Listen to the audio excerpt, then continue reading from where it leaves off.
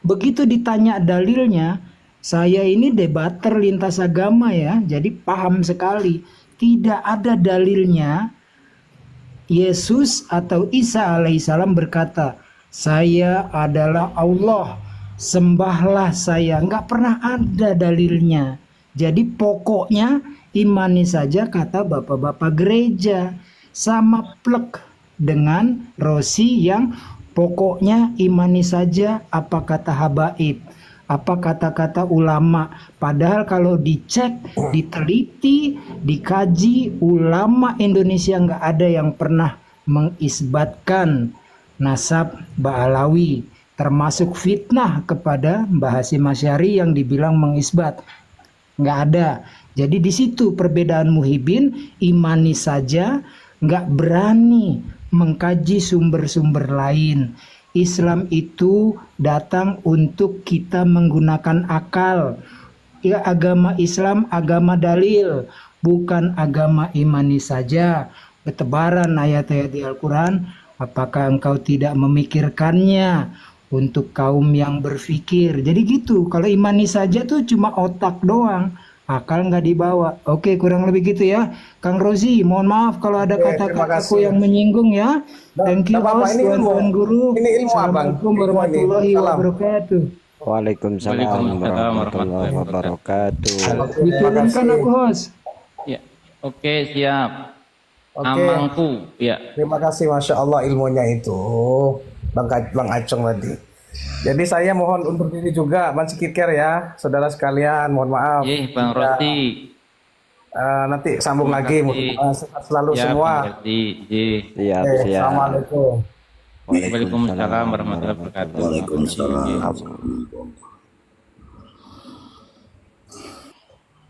Ya, silakan Amangku untuk bernarasi.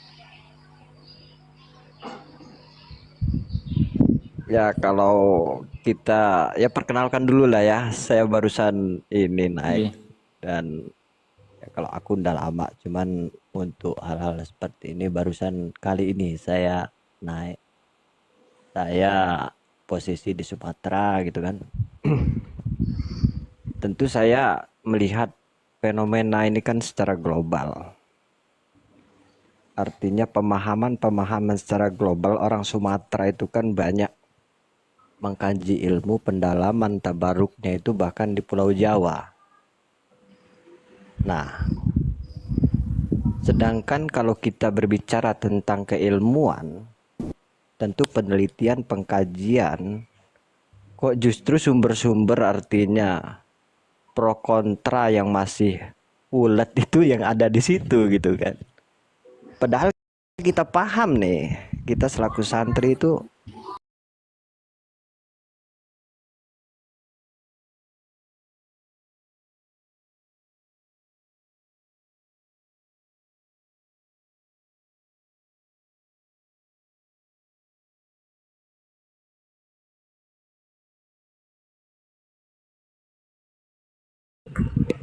setelah hangatnya polemik ini gitu kan. Jadi bisa kita bilang kan orang yang mengklaim menolak itu kan pinter dadakan gitu kan.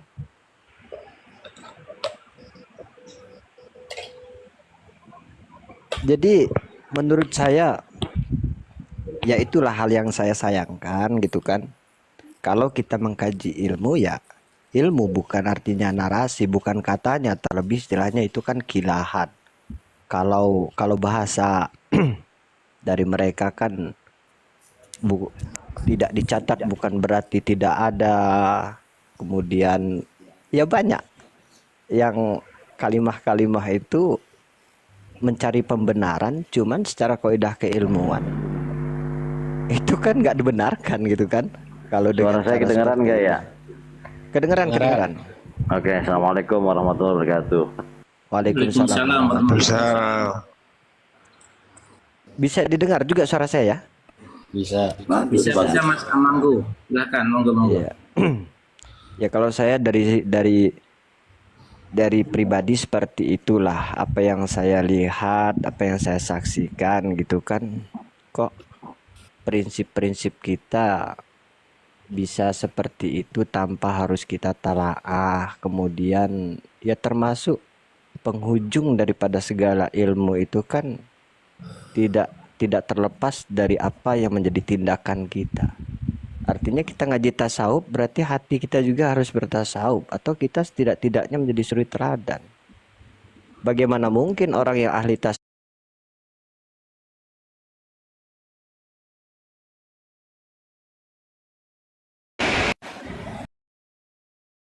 derajat perbedaannya, menurut saya keanehan gitu kan. Ya kalau saya dari situ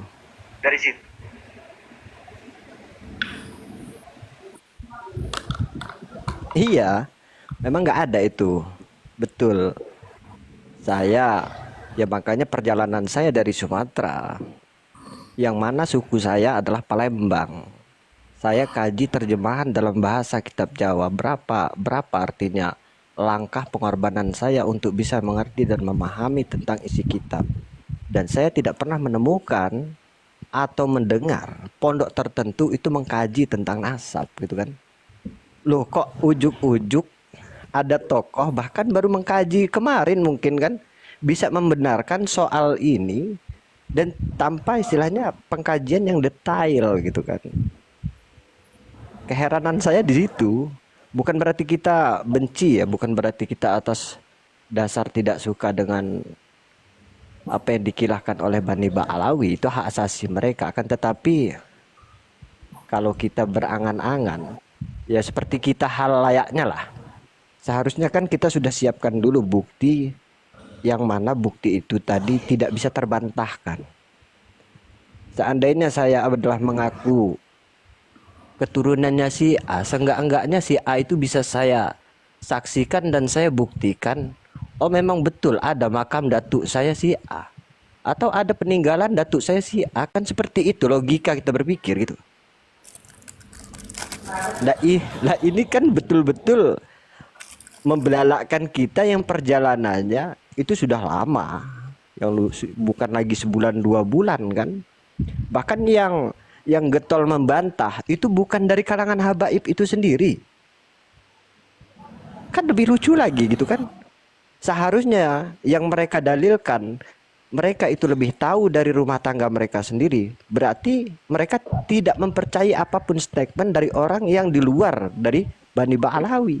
Tapi kenyataannya orang-orang yang di luar Bani Ba'alawi ini yang menjadi tameng kita. Itu yang jadi bumerang kita.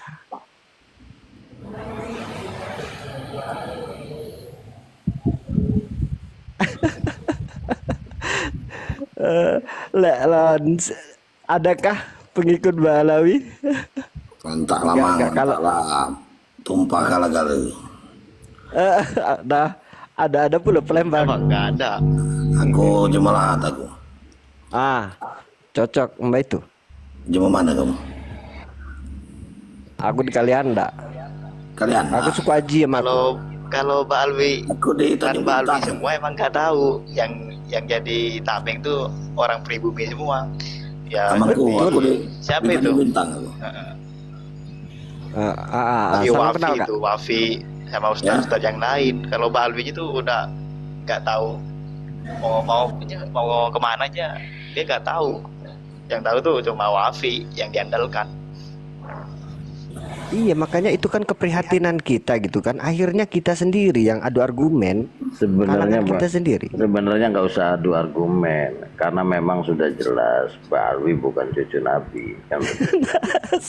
Iya. Kenapa? Iya. Kenapa saya katakan jelas? Kalau mereka tanya lebih hebat mana kamu dengan ulama terdahulu? Nah, ulama terdahulunya dimulai dari mana? Kalau dari pengklaiman Ali bin Abu Bakar As-Sakrun, ya tanya ke Ali bin Abu Bakar As-Sakrun, lebih hebat mana Ali bin Abu Bakar As-Sakrun dengan ulama terdahulu? Orang nggak ada ulama terdahulu yang menyatakan Abdullah itu putra Said Ahmad bin Isa. Kok berani-beraninya Ali bin Abu Bakar As-Sakrun menyatakan itu kan begitu? Iya. Betul.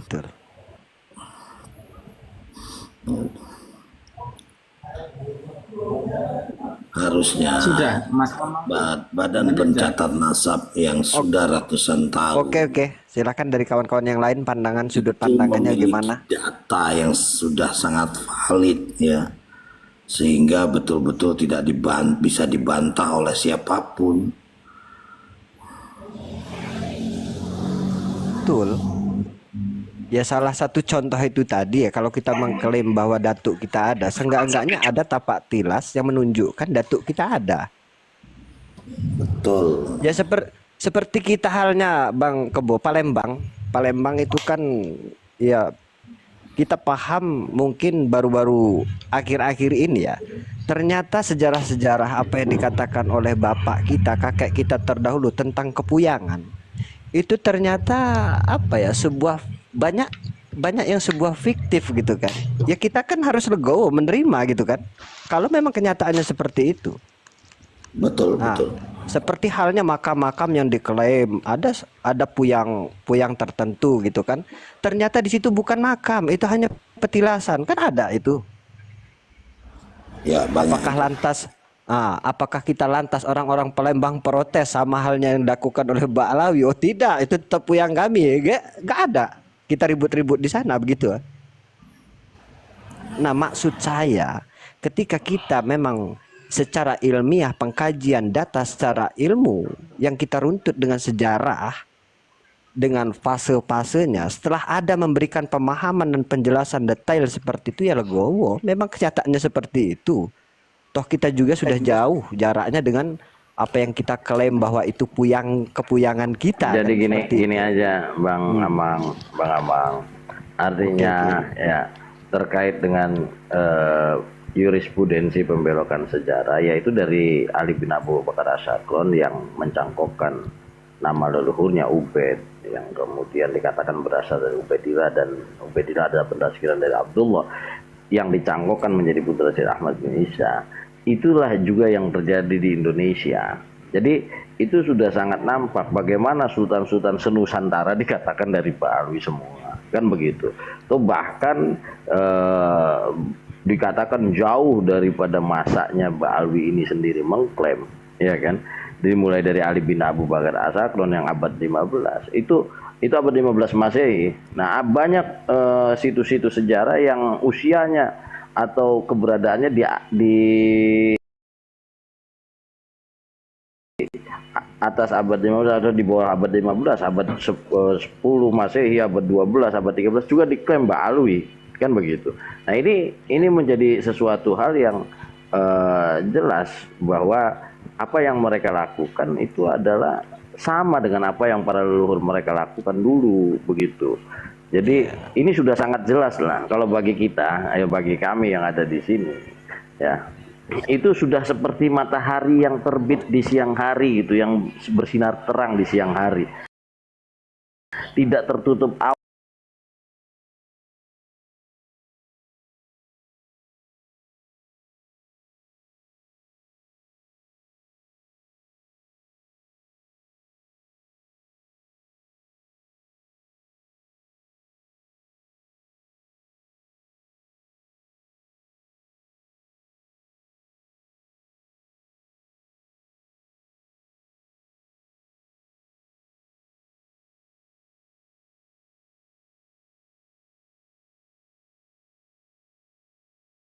Ini mengabsahkan tanpa meneliti betapa bahayanya kalau kita lihat kondisi saat ini yang akan berkelangsungan. Kan seperti itu. Apa kita tidak memikirkan betapa rumitnya generasi-generasi kita sekarang ini kalau kita tanpa klarifikasi, kalau tanpa kita teliti yang jelas dan mempunyai legalitas kepastian, itu akan membahayakan betul apa yang dijadikan narasi-narasi mereka. Ini Bang Amanggo, ketika Yaman Selatan itu menjadi negara komunis satu-satunya di Timur Tengah, ya kan.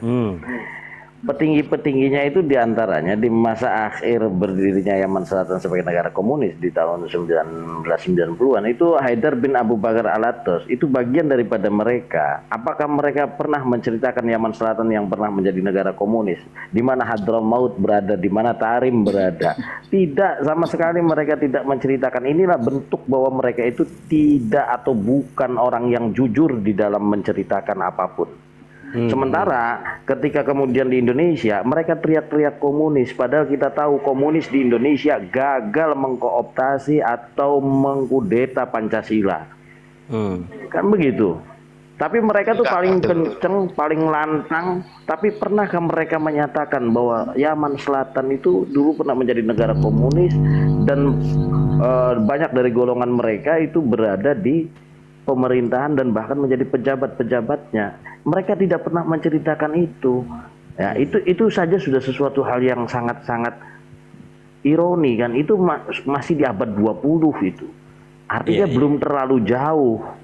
Bagaimana kemudian yang jauh mereka memalsukan itu? Mereka diam seolah-olah tidak mau ada orang yang tahu dan mereka pun tidak pernah menceritakan itu kepada para jamaahnya, kan gitu.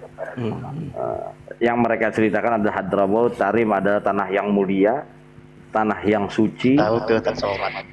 Ya begitu. Di mana orang berdoa dikabul bahkan di dalam WC sekalipun. Yang jadi pertanyaannya ketika Yaman Selatan jadi negara komunis itu orang-orang Tarim doanya apa? Orang-orang Yaman Selatan itu pada doanya apa? Kok bisa negaranya jadi negara komunis dan dipimpin oleh orang-orang dari golongan bangsa mereka? Kalau mereka marah dengan cerita ini adalah sejarah dunia yang tidak bisa dihapus. Nah, ini bukti bahwa mereka itu tidak pernah jujur di dalam menceritakan apapun. Mereka tuh pengennya jadi super hero terus. Bahkan Pangeran Diponegoro dijadikan, diklaim sebagai bagian daripada mereka. KRT Sumodiningrat diklaim menjadi bagian daripada mereka.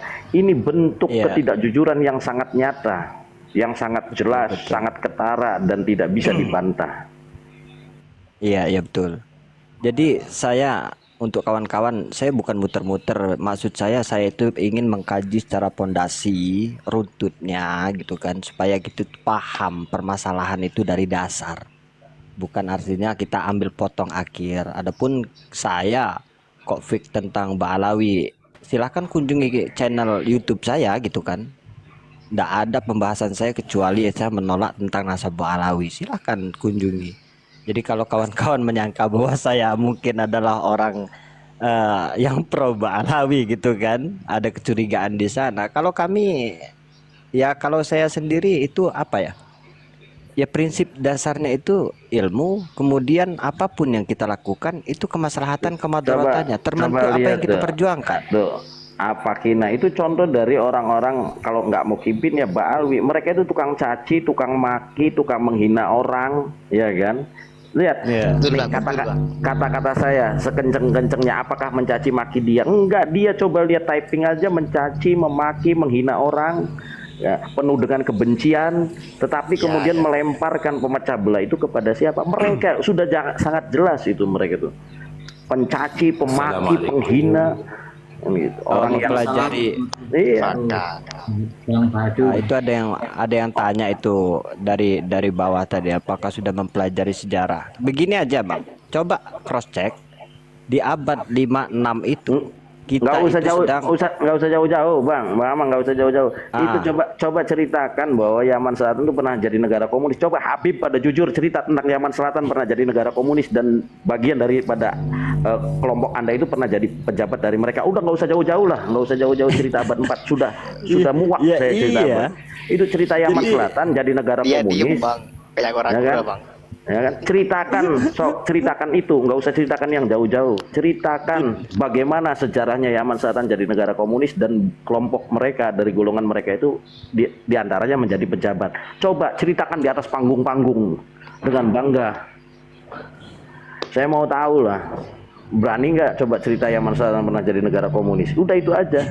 Iya, betul. Yang diceritakan itu hanya Tarim tempat wali apa segala macam Bang. Iya. Jadi Kang Satria ya, karena mereka juga kan bernarasi begini. Oh tidak ada catatan karena pada masa itu adalah masa-masa taruhlah orang-orang seolah-olah di situ itu zaman modernisasi tentang ilmiah itu tidak ada gitu kan. Padahal yang kita ketahui masa puncak kejayaan Islam itu terjadi pada abad-abad itu. Iya benar. Kan lucu gitu kan.